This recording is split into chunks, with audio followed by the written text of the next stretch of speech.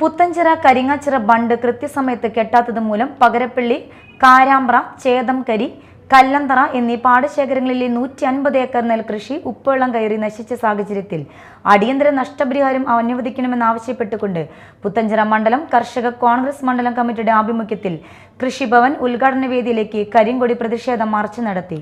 March ഗ്രാമപഞ്ചായത്ത് ഓഫീസിന് മുമ്പിൽ വെച്ച് സർക്കിൾ ഇൻസ്പെക്ടർ ബിനീഷിന്റെ നേതൃത്വത്തിലുള്ള പോലീസ് സംഘം തടഞ്ഞു. കർഷക കോൺഗ്രസ് സംസ്ഥാന general secretary KN Sajeevan March ഉദ്ഘാടനം ചെയ്തു. 150 ഏക്കർ നെൽകൃഷിയാണ് ഉപ്പുവെള്ളം കയറി നശിച്ചു പോയിട്ടുള്ളത്. ഇതിൽ പ്രതിഷേധിച്ചുകൊണ്ട് നമ്മളെല്ലാവരും പങ്കെടുത്ത ഗ്രാമപഞ്ചായത്തിലേക്ക് 2 ആഴ്ച മുമ്പ് നമ്മളൊരു പ്രതിഷേധ പ്രകടനവും അതുപോലെ തന്നെ പ്രകടനത്തിന് ശേഷം മാർച്ചിന് ശേഷം പുത്തഞ്ചിറ പഞ്ചായത്ത് ഭരണാധികാരികൾക്കും കൃഷി ഉദ്യോഗസ്ഥന്മാർക്കും നമ്മുടെ എല്ലാം കഷ്ടതകൾ വിവരിച്ചുകൊണ്ടുള്ള നിവേദനങ്ങൾ സമർപ്പിക്കുകയുണ്ടായി. ഉപ്പുവെള്ളം കയറി കൃഷി നശിച്ച കർഷകർക്ക് ആവശ്യമായ നഷ്ടപരിഹാരം നൽകുന്നതിന് വേണ്ടിയിട്ടുള്ള നടപടികൾ സ്വീകരിക്കുക എന്നുള്ളതാണ് കർഷകരുടെ പ്രധാനപ്പെട്ട ആവശ്യം. 1 ഏക്കർ നെൽകൃഷി പണിയുന്നതിന് നിങ്ങൾക്ക് എല്ലാവർക്കും അറിവുള്ളതുപോലെ തന്നെ 1 ഏക്കർ നെൽകൃഷി പണിയുന്നതിന് 35,000 രൂപയോളം നെൽകർഷകർ ചെലവഴിക്കണം.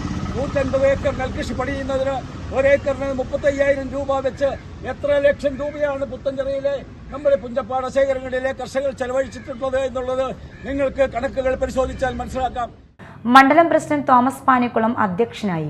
TP Parameswaran Namboothiri, MP Soni, PI Nisar, Joppy Mankadiyan, Rajesh Arelil, Padmini Gopinath, Jismi Soni, MA Kochimoideen എന്നിവർ പ്രസംഗിച്ചു.